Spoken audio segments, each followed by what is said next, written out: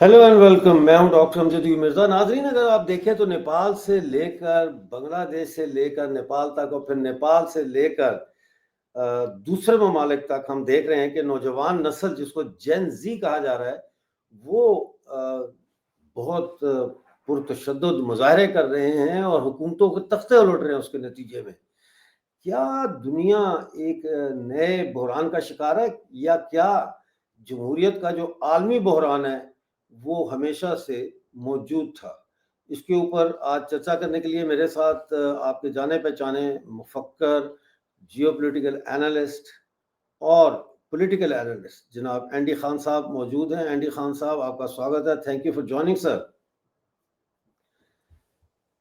Thank you for having me doctor साहब। तमाम सुनने और देखने ये वालों को सलाम, नमस्ते और सत श्री आपकी अकाल। आवाज कम आ रही है। क्या हो रहा है? ये पूरी दुनिया में नौजवान नस्ल जो है वो एक नई अंगड़ाई लेते हुए नजर आ रही है। और जहाँ पे भी हम तब्दीली देख रहे हैं, जैसे बांग्लादेश में तब्दीली आई तो उन्होंने कहा जी ये, कुछ ने कहा चाइना ने किया है, कुछ ने कहा अमेरिका ने किया है, कुछ ने कहा पाकिस्तान ने ये किया है। इसी तरह नेपाल में जो कुछ तब्दीली आई है उसके बारे में कहा जाता है जी ये पाकिस्तान की आईएसआई और अमेरिका ने मिलकर किया है। लद्दाख में हमने हाल ही में जो प्रोटेस्ट देखे हैं उस पे भी ये इल्ज़ाम लग रहा है कि जी ये पाकिस्तान और चाइना की मिली भगत से हो रहे हैं। क्या हो रहा है? ये इतनी बड़ी साजिश ये कर रहे हैं कि पूरी दुनिया में सरकारें गिरा रहे हैं, या कुछ अंदरूनी मसाइल की वजह से ये खलफिशार पैदा हो रहा है? जी, floor is your sir. Doctor साहब, पहले ये बताएं कि आवाज़ ठीक हो गई है मेरी? जी जी, आवाज सही है। ओके, आपने कहा कि आवाज़ कम आ रही है, इसलिए मैंने माइक की थोड़ी सी पोजीशन चेंज की। डॉक्टर साहब देखें, जमहूरियत खतरे में नहीं है। अच्छा। इसको अगर हम 200 साल की तारीख के ऊपर मुहीत अगर इसे हम ले जाए ना, जी जी। और 200 साल की जो हिस्ट्री है, तो वो जो एक जो जमहूरियत का कॉन्सेप्ट जिसे हम कहते हैं, वो जमहूरियत का कॉन्सेप्ट नहीं है। मैं उसे इल्यूजन ऑफ डेमोक्रेसी कहता हूँ। जमहूरियत का धोखा है वो। इल्यूजन ऑफ डेमोक्रेसी, बड़ी इल्यूजन ऑफ टर्मिनोलॉजी है डेमोक्रेसी। ये तो। आपने। और वो इल्यूजन ऑफ डेमोक्रेसी जो है ना, वो अब आहिस्ता आहिस्ता वो फेड हो रही है। लोग उसे रिजेक्ट कर रहे हैं। और एक जो डिसेप्शन की फॉग थी, वो अब छट रही है। तो जमहूरियत का वहम और धोखे की धुंध, दोनों चीजें अब जो है ना वो साफ होनी शुरू हो गई है। ठीक है। अच्छा, इसके अंदर अगर आप ऑनेस्टली इसको डाइसेक्ट करें ना, तो सबसे ज्यादा कसूर जो है वो बूमर नेशन का है। कौन सी नेशन? बूमर, बूमर जो नेशन। आपकी जो जनरेशन है, सबसे ज्यादा कसूरवार है इसके अंदर। ठीक हो गया जी। क्योंकि आपकी वो जनरेशन है जिसने सबसे पहले इस जमहूरियत के धोखे को खरीदा है दूसरी जंग अजीम के बाद। ठीक हो गया। और आपने इसे अगली जनरेशन को बेच दिया। सही है। जनरेशन एक्स तक तो बात चली गई, और जनरेशन एक्स ने समहाउ वो जिस हालात की, जिस चक्की में, और ग्लोबल सिनेरियोज की, ग्लोबल पॉलिटिक्स के जिस सिनेरियो से वो गुजर रहे थे, वो उन्होंने उसे बर्दाश्त कर लिया। हम्म, वो उसे नज़रअंदाज करके गुजर गए।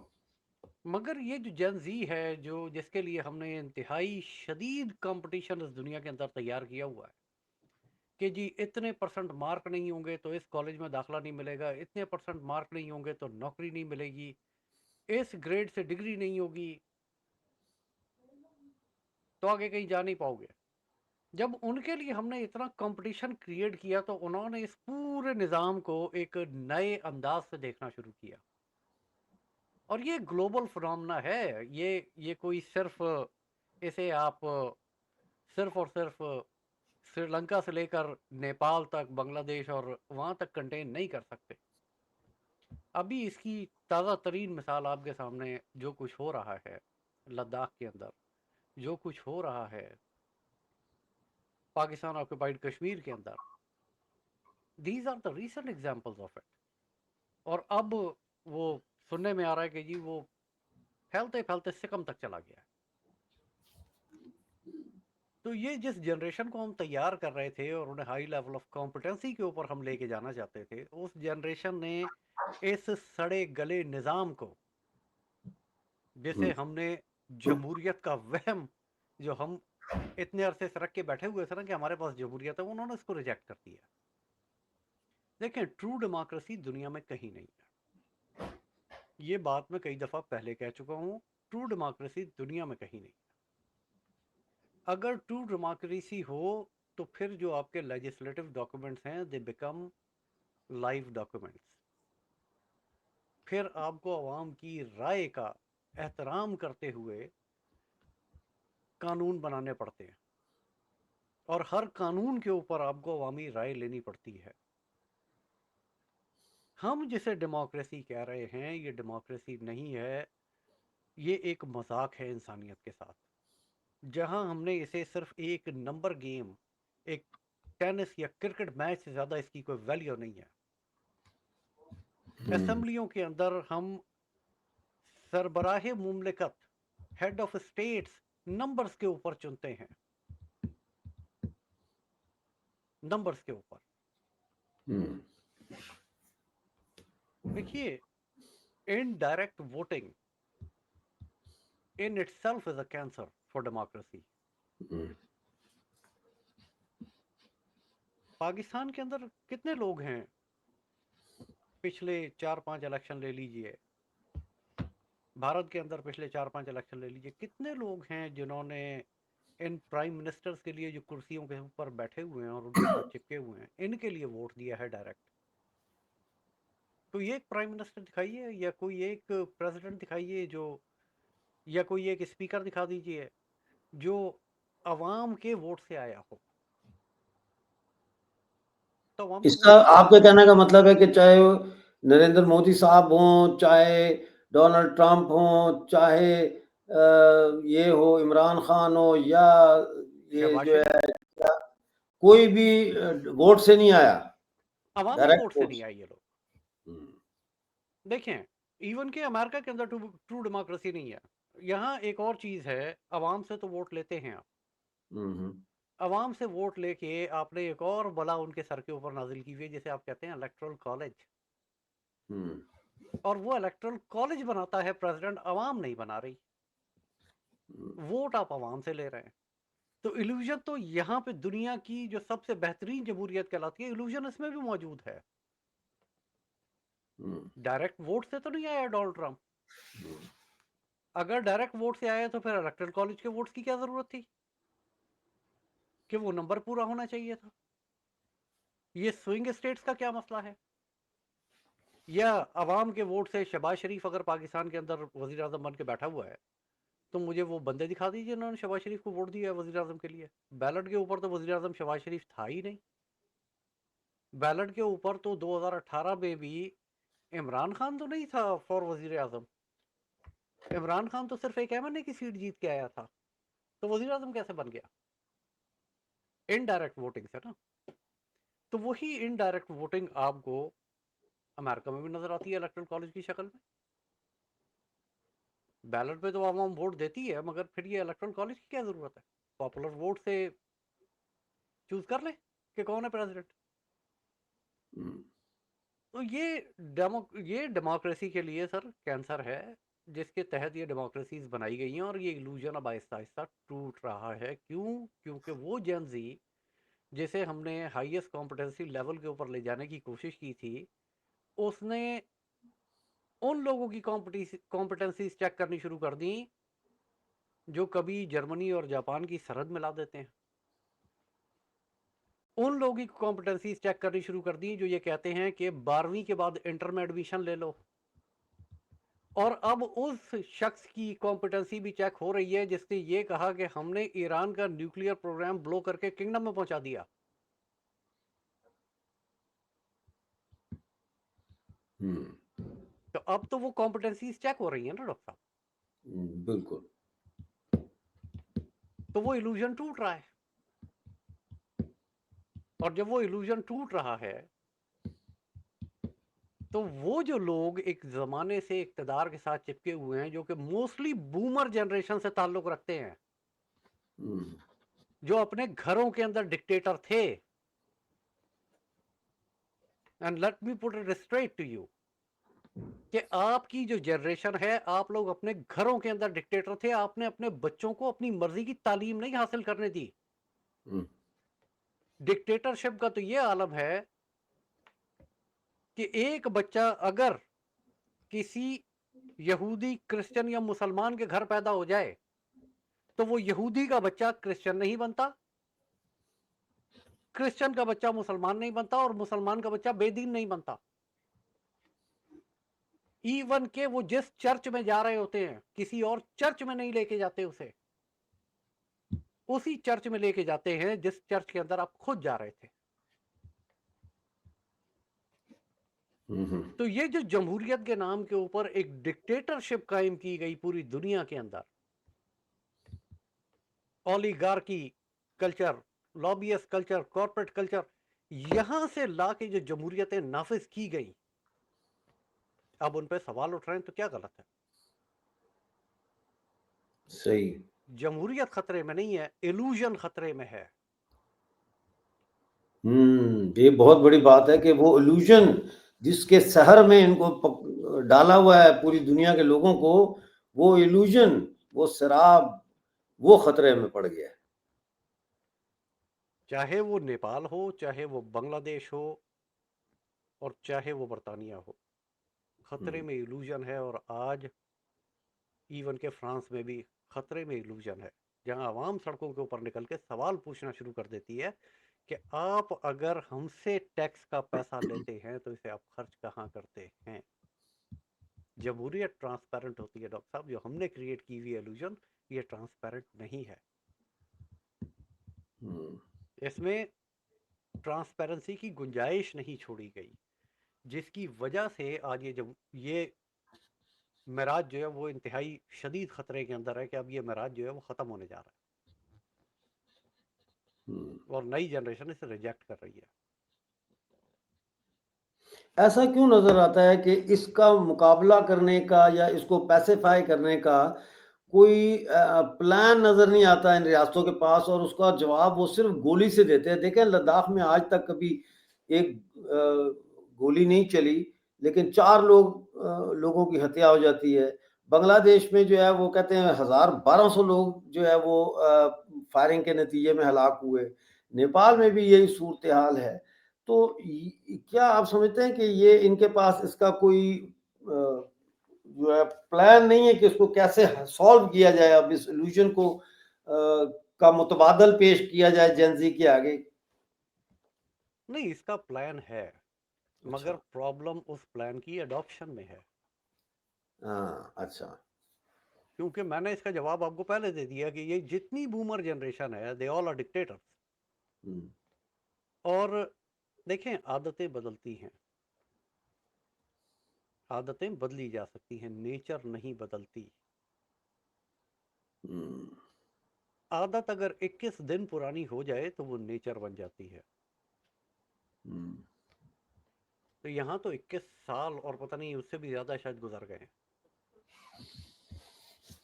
तो वो डिक्टेटरशिप जो उनके मिजाज का हिस्सा बन गई है वो उसे अब छोड़ना नहीं चाहते।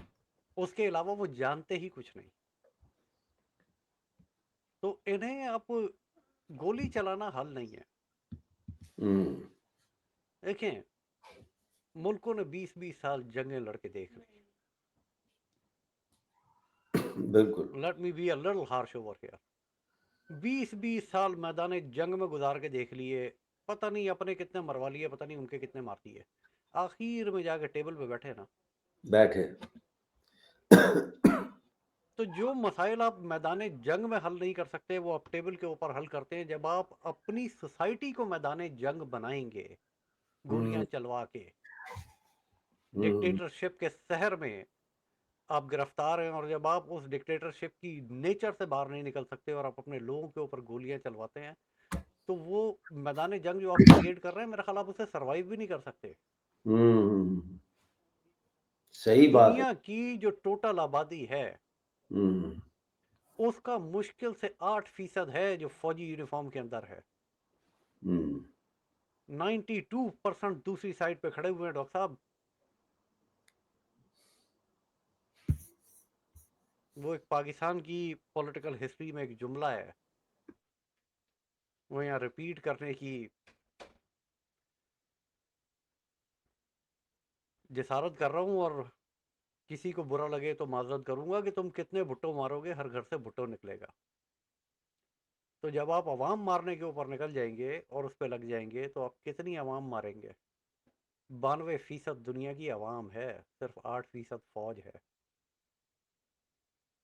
आप 100% पॉपुलेशन को मार नहीं सकते।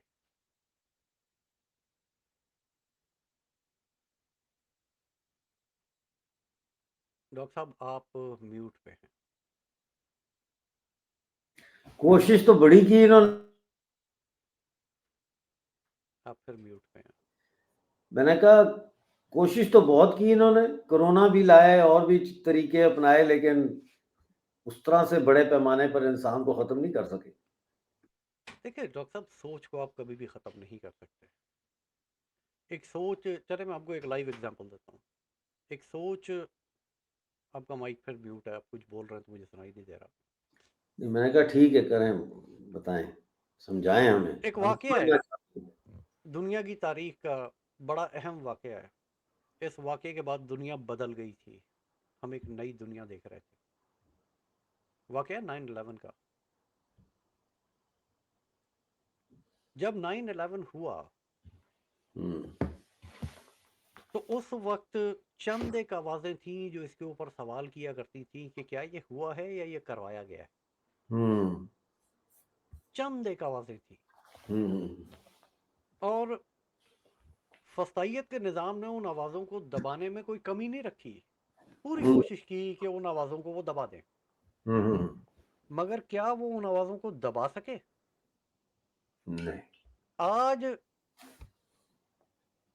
जो आवाज़ें 2001 में थीं, उससे कम से कम 30 गुना ज़्यादा आवाज़ें मौजूद हैं माशरे के अंदर, जो ये सवाल करती हैं कि 9/11 हुआ था या करवाया गया था।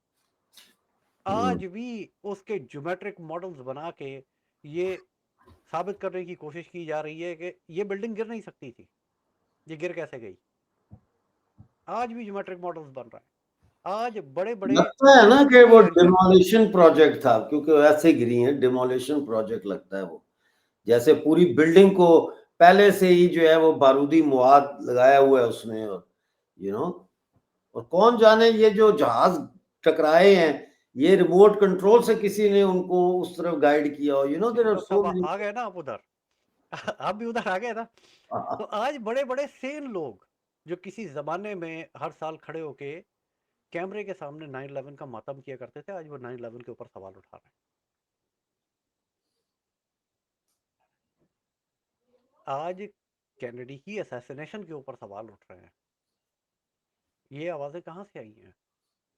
ये वक्त के साथ ये एतराज़ात बढ़े हैं, ये आवाजें उठाने वाले लोग बढ़े हैं, कम नहीं हुए। तो डॉक्टर साहब, कोई भी फिनोमेना खत्म नहीं होता। जितना आप उसे दबाएंगे, ये ह्यूमन नेचर है, उतने ही प्रेशर से वो उठ के वापस आएगा। न्यूटन का लॉ ऑफ मोशन है ना, every action have equivalent reaction. Every मगर action human has an nature, equal and opposite reaction. आप बिल्कुल। इक्वल एंड ऑपोजिट रिएक्शन, तो वो ह्यूमन नेचर पे अप्लाई नहीं होता। रिएक्शन डबल होगा हमेशा, ह्यूमन नेचर का ये उसूल है। आप किसी को एक थप्पड़ मारेंगे, जवाब में एक थप्पड़ नहीं मारता आपको, वो दो ही लगाता है।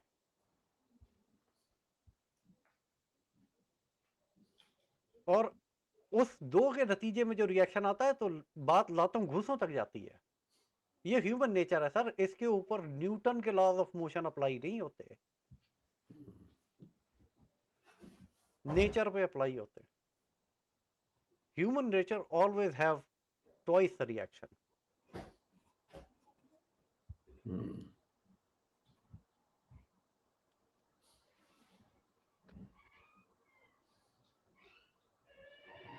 तो ये फिनोमेना रुकेगा नहीं, it will just continue on, और इसमें रिएक्ट करने वालों की तादाद बढ़ेगी। वक्त के साथ नहीं, साथ। ये हम देख रहे हैं ना कि एक हमारे सामने मिसाल जो है वो बांग्लादेश की है और एक इंतहाई रीसेंट मिसाल लद्दाख की है, जहाँ हम देखते हैं कि जेन ज़ी बाहर निकली है, ठीक है ना? अब बांग्लादेश में तो उसने सबको कॉट बाय सरप्राइज़ कह लें। इतनी बड़ी तादाद में लोग निकल रहे हैं।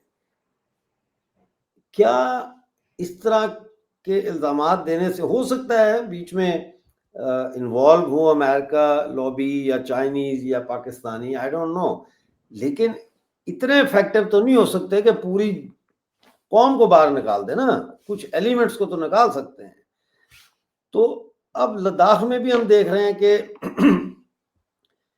सोनम वांगचुक को भी अरेस्ट किया हुआ है और वहाँ पे 4 लोगों की हत्या हो गई, 50 से ज़्यादा ज़ख्मी हो गए और उसका इफ़ेक्ट फिर हमने देखा अरुणाचल प्रदेश में। जी।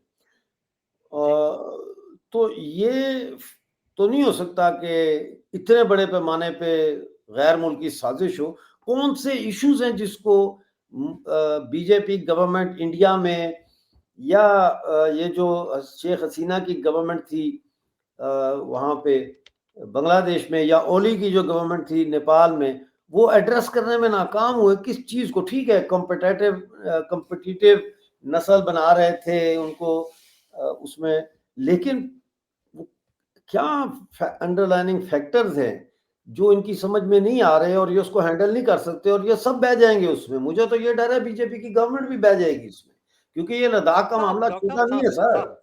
सब सब सब सब ये सब जाएंगे। ये जितने एक्सपायर्ड बुड्ढे हैं ना, ये सारे जाएंगे। I am telling you.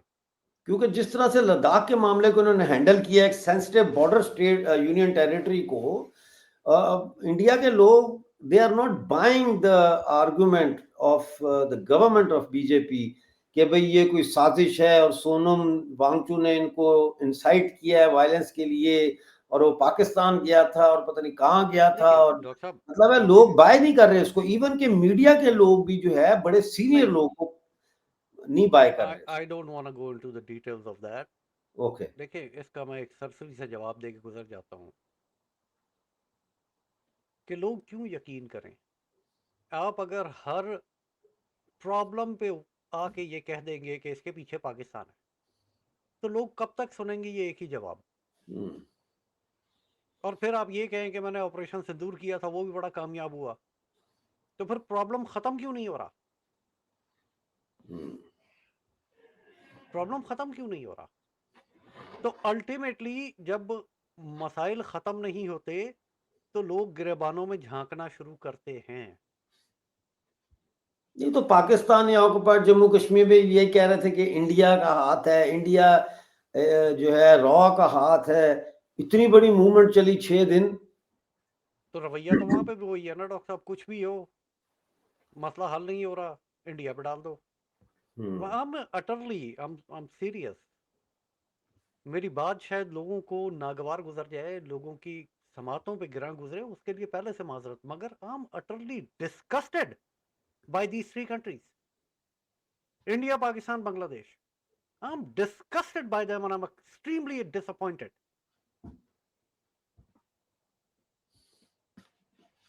इससे बेहतर तो इन लोगों की जिंदगियां अंग्रेज के जूते के नीचे थी। हम्म, कम से कम जूते तो अंग्रेज जो है वो जात पात देखे बिना, मजहब देखे बिना मार रहा था ना, और बराबर के मार रहा था। आज ये एक दूसरे को जूते मार रहे हैं। इनको आजादी दे के दुनिया को क्या मिला है, मुझे ये बताइए। इन मुल्कों को आजादी देने के बाद दुनिया को क्या मिला, या इन मुल्कों को क्रिएट करने के बाद, जब अंग्रेज ने इन्हें क्रिएट किया, इन्होंने दुनिया को क्या दिया? हम्म। नफरतें। अपनी कौमों को इन्होंने नफरतें बांटी है। शर्म नहीं आती? कोई इंसानियत का भला किया है इन लोगों ने पिछले 75-77 साल में? मुझे दिखा दे कोई कैंसर की दवा इजाद की हो इन्होंने, कोई HIV की वैक्सीन इजाद की हो इन्होंने,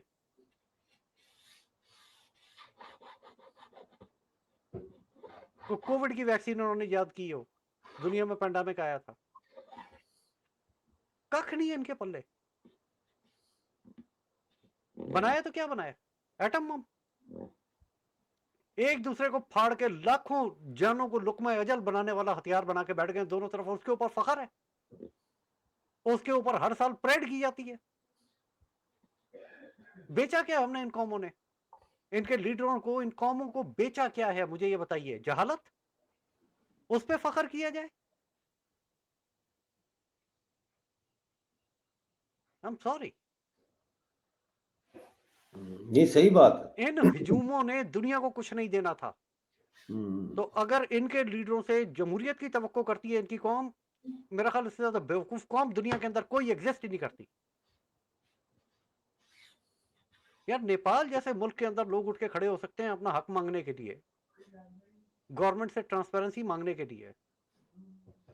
पाकिस्तान में कितनी आवाजें उठती हैं डॉक्टर साहब। कश्मीर तो एक डिस्प्यूटेड रीजन है दोनों तरफ। एक तरफ इंडिया उसके ऊपर कब्जा करके बैठा हुआ है, एक तरफ पाकिस्तान उसके ऊपर कब्जा करके बैठा हुआ है। लोगों से पूछे, वो कहते हैं हमें आजाद रियासत बनना है इन दोनों मुल्कों के बीच में, हम ना इनके साथ रहना चाहते हैं ना उनके साथ। Let us be a free nation, a free state. उसके लिए ये दोनों राजी नहीं है। उनको तो छोड़ दें आप, अगर वो आवाज उठाते हैं, गिलगित बल्तिस्तान वाले, लद्दाख वाले, छोड़ दें उनको। उसके अलावा किसने आवाज उठाई है? Show me one sane voice. There is none. क्योंकि अवाम के लीडरों के पल्ले कुछ नहीं है, अवाम के पल्ले भी कुछ नहीं है। They all are same. Doctor साहब एक बड़ा खूबसूरत शेर है, मैं अक्सर पढ़ा करता हूँ। अमीर शहर गरीबों को लूट लेता है, कभी बहीलाए मजहब, कभी बनामे वतन। अनफॉर्चुनेटली अगर आप इन दोनों मुल्कों का हाल देखिए, दोनों मुल्कों का हाल देखिए, इनकी कौमों को दो ही टीके लगे, कभी बहीलाए मजहब। पाकिस्तान में टीका लगता है हिंद, वो उम्मत मुस्लिमा, उधर नारा लगता है हिंदुत्व, देवताओं की धरती। मजहब बेच रहा है ना, बेचिए, शौक से बेचिए सरकार, मगर अवाम के टैक्स पे ना बेचिए। अपने पल्ले से बेच के दिखाइए, बनामे वतन, ये वतन तुम्हारा है, सारे जहां से अच्छा हिंदुस्तान हमारा। हिंदुस्तान मुझ पे थूके ना, दो वक्त की रोटी मुझे ना पूछे, दो लफ्ज की इज्जत मुझे ना दे, सारे जहां से अच्छा।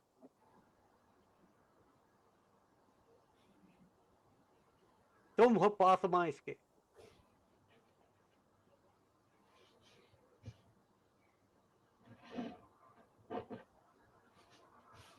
बेवकूफ बनाने का धंधा है डॉक्टर साहब, बेवकूफ बनाने का धंधा है। और ये वही जमहूरी ख्वाब, शराब, इल्यूजन, उसी के नाम पे बेवकूफ बना। इसका हल क्या है फिर? कैसे इन लोगों से निजात हासिल की जाए, मजहब फरोशों से? इसका हल बड़ा सिंपल है डॉक्टर साहब, मगर मैंने आपको कहा ना कि उससे पहले इन एक्सपायर्ड बुड्ढों को जाना पड़ेगा, सारे के सारे जितने हैं ना, दे शुड गो। जब तक ये एक्सपायर्ड लोग नहीं जाएंगे हल नहीं आएगा।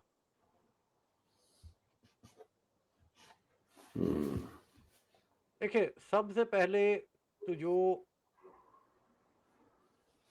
आपको जो पावर सेंटर्स हैं, पैरेलल पावर सेंटर्स जो है, उनके अंदर रिफॉर्म्स आने की जरूरत है। अब वो कैसे आएगा? वो आएगा कि आप पहले जो है ना, वो ये कॉर्पोरेट कल्चर, बड़ी बड़ी कंपनियां, ये सब किस तरह से मैनिपुलेट करते हैं पूरे सिस्टम को, जब तक इनको एक्सपोज नहीं किया जाएगा और इनके नाम बाहर नहीं आएंगे, जिनके हमेशा हर जमहूरियत के अंदर फाइनेंशियल इंटरेस्ट होते हैं, इन लोगों को एक्सपोज किया जाए। फिर हुकूमत ट्रांसपेरेंसी की तरफ जाए, ऐसे कवानीन बनाए जाएं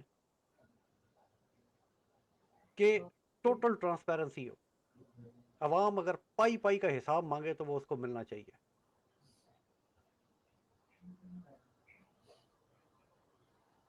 आपको असेंबलीज के अंदर, काउंसिल्स के अंदर, हर लेवल के ऊपर यूथ को इंडक्ट करना पड़ेगा, उसके बगैर आपका गुजारा नहीं है। हम्म, आपकी जो डिजिटल मीडिया प्लेटफॉर्म्स हैं, इसके ऊपर लोग आके बैठें और बैठ के सच बोलें जिस तरह से कि मैं बोलता हूँ। ये जो आपके करप्ट मीडिया हाउसेज हैं, इनके जितने झूठ हैं, जितनी ये बकवास करते हैं, कवानीन बनाए जाएं कि जो शख्स झूठ बोलता है बैठ के मीडिया के ऊपर, उसको 10 साल के लिए कम से कम जेल में तुन दिया जाए उठा के, और उसके ऊपर इतना बड़ा जुर्माना रखा जाए कि वो सारी जिंदगी कमा के उस जुर्माने को ना उतार सके, वरना झूठ बोलना बंद नहीं करेगा। मीडिया के अंदर ये जो पावरफुल लोगों के और पॉलिटिकल पार्टीज के इन्फ्लुएंसेस है, इनको खत्म किया जाए। सहाफियों को जर्द सहाफत से निकल के, येलो जर्नलिज्म से निकल के जर्नलिज्म करने की जरूरत है। वो अपने पेशे के साथ ईमानदार हों।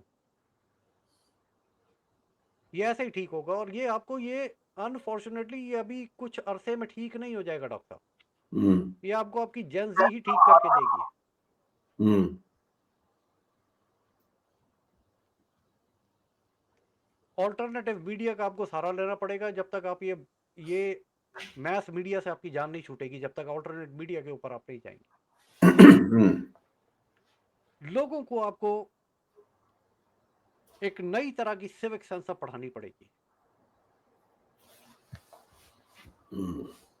कि वो रियासत के निजाम का हिस्सा बन सकें। वो अल्लामा इकबाल ने कहा था ना कि हर फर्द है मिल्लत के मुकद्दर का सितारा। जब तक हर फर्द मिल्लत के मुकद्दर का सितारा नहीं बनेगा, मेरा ख्याल जमहूरियत कभी नहीं आएगी। नहीं तो इनको हटाएंगे कैसे? ये हटेंगे ही नहीं। ये तो जूते खा के ही हटेंगे डॉक्टर साहब। अच्छा। That's the only language they know.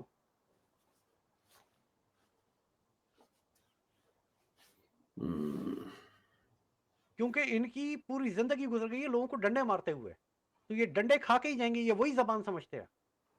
That's the only language they understand. Very simple.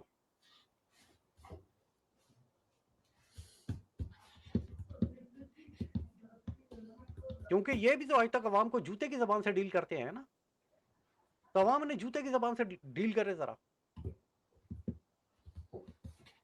Sir Europe में हम देखते हैं कि मुजाहरे होते हैं, बड़े पुरतशद्दद भी हो जाते हैं, लेकिन यहाँ पे उस तरह से गोली नहीं चलती जिस तरह से साउथ एशियन कंट्रीज में। ये फटाफट गोली, हैप्पी ट्रिगर हैप्पी है, गोली चला देते हैं, मार देते हैं, पीछे से कोई पूछने वाला ही नहीं होता, ना कभी कोई मुकदमा चलता है।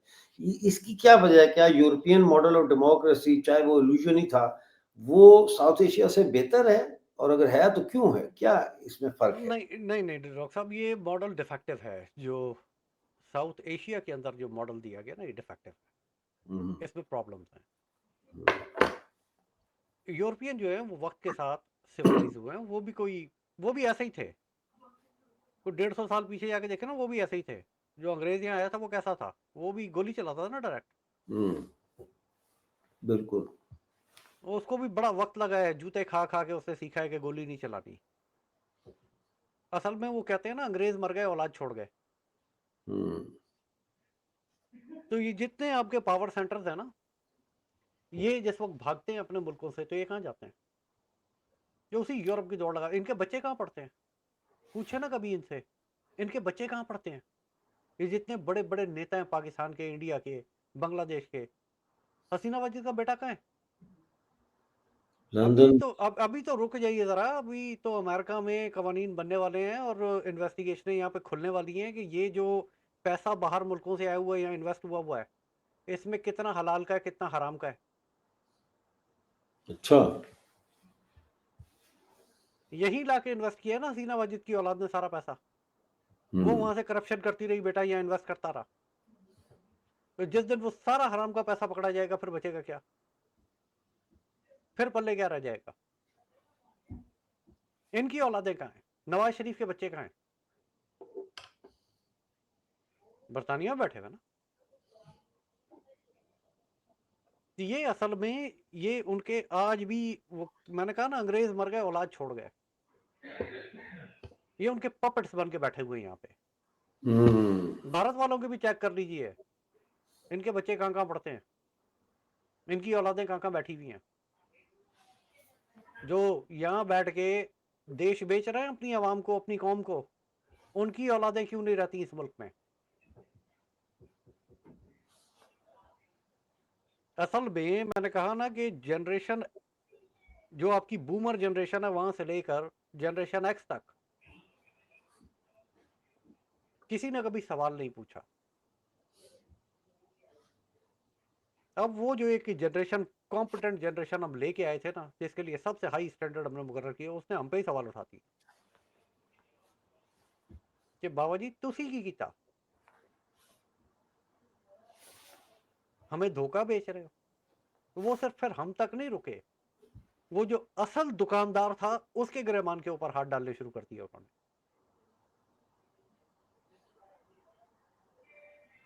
और उन्होंने कहा कि ये दुकानदार हमारी पकड़ में नहीं आता, इस दुकान को ही जला दो, ना दुकान रहे ना झूठ बिके।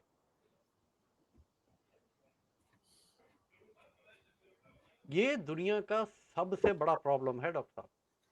आप क्या समझते हैं कि आने वाले वक्त में ये जेनजी का जो बुखार है ये भारत को भी चढ़ेगा और पाकिस्तान के पंजाब को भी चढ़ेगा? डॉक्टर साहब ये पूरी दुनिया को चढ़ेगा, पूरी दुनिया को? अच्छा। पूरी दुनिया को। जी जी। इट इज अ फायर, जब आप इसे स्टार्ट कर देते हैं ना एक दफा, तो फिर ये रुकती नहीं है। हम्म। ये इट इनगल्फ्स द होल फॉरेस्ट, पूरा जंगल जला देती है। आप ये देखिए कि नेपाल के अंदर जो कुछ हुआ, जंगल की आग की तरह से पूरी दुनिया के अंदर फैला या नहीं फैला, फैला जी, कि बिल्कुल फैला। नेपाल में ये हो रहा है। हम्म। जब श्रीलंका में हुआ था, क्या जंगल की आग की तरह से पूरी दुनिया में खबर नहीं फैली थी? तो क्या यूरोप की अमेरिका की जो जेंजी है वो जब ये सब देखती है तो वो ऑल इज वेल कह के दोबारा तकिए में मुंह रख के सो जाती है? डजंट हैपन,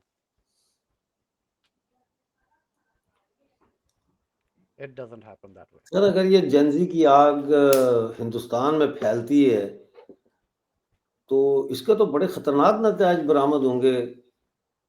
मतलब वहां तो कौमी आजादी की तहरीकें भी सर उठा सकती हैं फिर।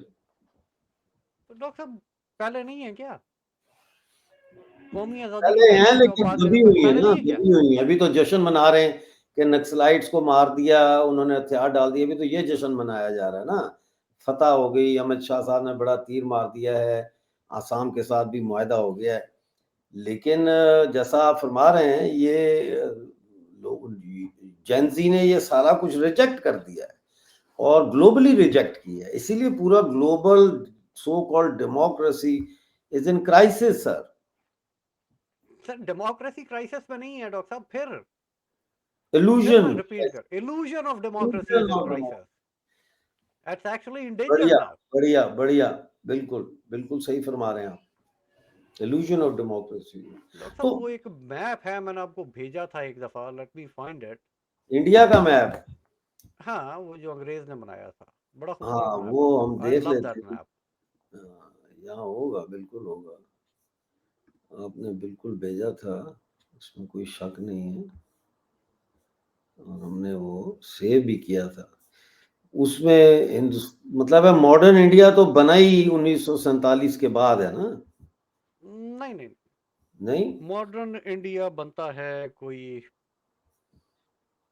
1800 कुछ में, जब जब अंग्रेज अंग्रेज आया। ऐसे जो है वो लड़ लड़ के सारी हुकूमतें गिरा गिरा के, या वो जो चापलूस किस्म के राजे महाराजे थे उनको साथ मिला के हम्म। वो एक यूनाइटेड इंडिया, उससे पहले तो था ही नहीं ना, उससे हम्म। पहले तो राज रजवाड़े थे। हम्म। डॉक्टर साहब एक बड़ा अजीब सा जुमला है,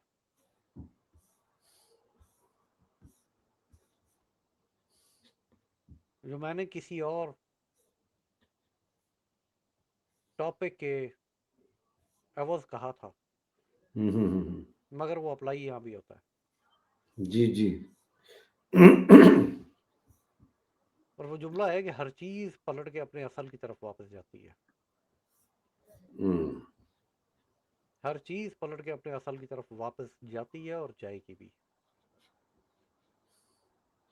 तो ये खित्ता अगर डिसइंटीग्रेट होगा भी तो कहाँ तक होगा, कहाँ तक जाएगा? हुँ। इसने डिसइंटीग्रेट होकर वहीं चले जाना जहाँ से शुरू हुआ था।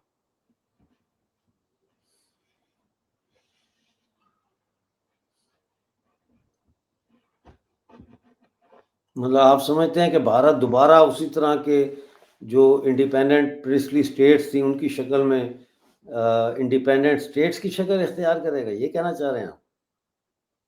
हो भी सकता है। हुँ।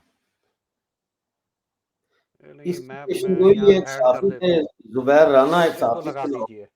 जी? हाँ, ये आ मैं कहा गया। वो मैप मैंने ऐड कर दिया, वो लगा उन्होंने दीजिए। भी इसकी पेशेनगोई की थी। ये है जी map before the British conquest, ये 1764 का इंडिया का नक्शा है। अच्छा, इसमें इस मैप के अंदर ना दो दो दो जो नैरेटिव्स हैं वो कंप्लीटली मारे जाते हैं। हुँ, हुँ। एक आज जो ये मुसीबत बन के इस खित्ते के ऊपर, चाहे इधर वाला और चाहे उधर वाला हो, दोनों के लिए मुसीबत एक ही है और वो है पंजाब। हुँ, हुँ, हुँ। जो पंजाबियों ने जो उधम डाला हुआ है ना, मुझे इस नक्शे में कोई पंजाबी अपना पंजाब ढूंढ के दिखा दे। वही मैं देख रहा था, इसमें तो पंजाब है ही नहीं कहीं। हाँ। और दूसरे, ये जो शोर मचाया जाता है ना कि जी बलूचिस्तान की तारीख कोई सदियों पुरानी तारीख है, मुझे बलूचिस्तान दिखाओ। ये कल्लात है ना इसमें। कलात है ना सर, बलूचिस्तान नहीं है। सर वो स्टेट ऑफ कल्लात को ही बलूचिस्तान भी कहा जाता था ना। तो ये तो फिर बहुत बसरेला छोटा है उस वगैरह। बलूचिस्तान से जो आज पाकिस्तान के पास बलूचिस्तान है। सर ये बलोच ट्राइब्स का जो एक निकला हुआ है ना, ये बलोच ट्राइब्स और कल्लात मिल के बलूचिस्तान बनता है ना। तो उस वक़्त इसको बलूचिस्तान ही कहा जाता था। ये स्टेट थी ना अलहदा, कल्लात हाँ, स्टेट ये थी। स्टेट्स थी, जी, जी। प्रिंसली स्टेट्स थी। जी हाँ। यहाँ चंद खानदानों की हुकूमत थी, इंडिजिनियस लोगों की कभी हुकूमत नहीं रही। हुँ, हुँ, हुँ। इसको आप कभी उस सेंस में देखिएगा। मगर ये जो आज पाकिस्तान के अंदर ये फिनोमेना एक पैदा हुआ है ना, पंजाबी फौज, हुँ, हुँ, पंजाबी इस्टेब्लिशमेंट, पंजाबी ब्यूरोक्रेसी, हुँ। ये पंजाबी एग्जिस्ट नहीं करते सर तारीख में। हुँ, हुँ, हुँ। There are no Punjabi, there is no Punjab. हुँ। तो ये अगर डिसइंटीग्रेट हो भी जाएगा तो यहाँ चला जाएगा वापस जहाँ से शुरू हुआ था। क्योंकि अंग्रेज को तो दुआ हमने वैसे भी कभी नहीं दी कि अंग्रेज को हमने कभी दुआ दी हो, कभी उसका शुक्रिया अदा किया हो कि भाई तूने पूरा हिंदुस्तान इकट्ठा कर दिया था। हम टूटे फूटे रीजन के लोग थे, राजों महाराजाओं के और मुगलों के जूतों के नीचे हम रहते थे।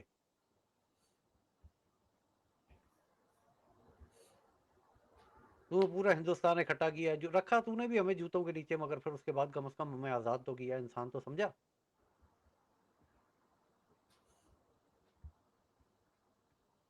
मगर नहीं कर सके क्योंकि कैपेसिटी नहीं थी। हुँ। डॉक्टर साहब, दैट्स डिलेमा।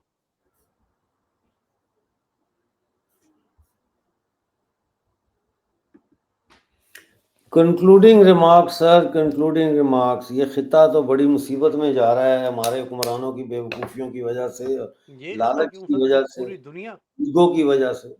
मैं तो पूरी दुनिया मुसीबत में आती देख रहा हूँ। हाँ, पूरी दुनिया तो जा रही है, इसमें तो कोई शक नहीं।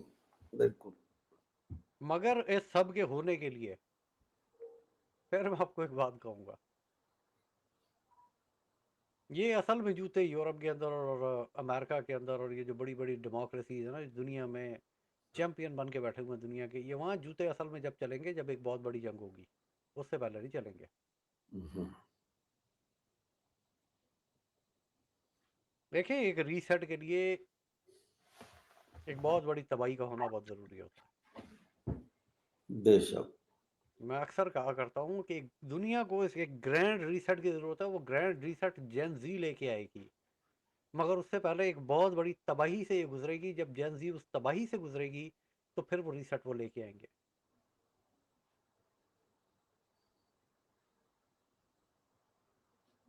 चलें, हम उम्मीद करते हैं कि उस तबाही से पहले ही जेन ज़ी कोई ऐसा चमत्कार करे कि मगर डॉक्टर साहब, रीसेट। जब वो वक्त आएगा तो फिर वो सुनेंगे अभी किसी की नहीं। Then they won't hear anything from anybody.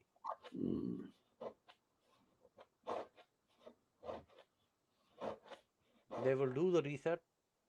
Before they do the reset, they will put everybody on mute. बहुत शुक्रिया हमारे साथ आज जुड़ने का जी। हमें उम्मीद है कि हम जेन ज़ी की पल्स पे हाथ रखें और जेन ज़ी के साथ खड़े हों, क्योंकि हम जब बच्चे छोटे होते हैं तो कहते हैं ये हमारा मुस्तकबिल है, तुम मुस्तकबिल हो, तुम मुस्तकबिल हो। जब वो मुस्तकबिल एक्शन में आता है तो हमारा रवैया बदल जाता है। बहरहाल बहुत शुक्रिया नाज़रीन, कमेंट्स में ज़रूर बताइएगा आज की गुफ्तगू आपको कैसी लगी। अपने विचार भी आप शेयर कर सकते हैं हमारे साथ। मिलते हैं अगले प्रोग्राम में, उस वक्त तक के लिए मुझे इजाज़त दीजिए और अपना बहुत सारा ख्याल रखिए।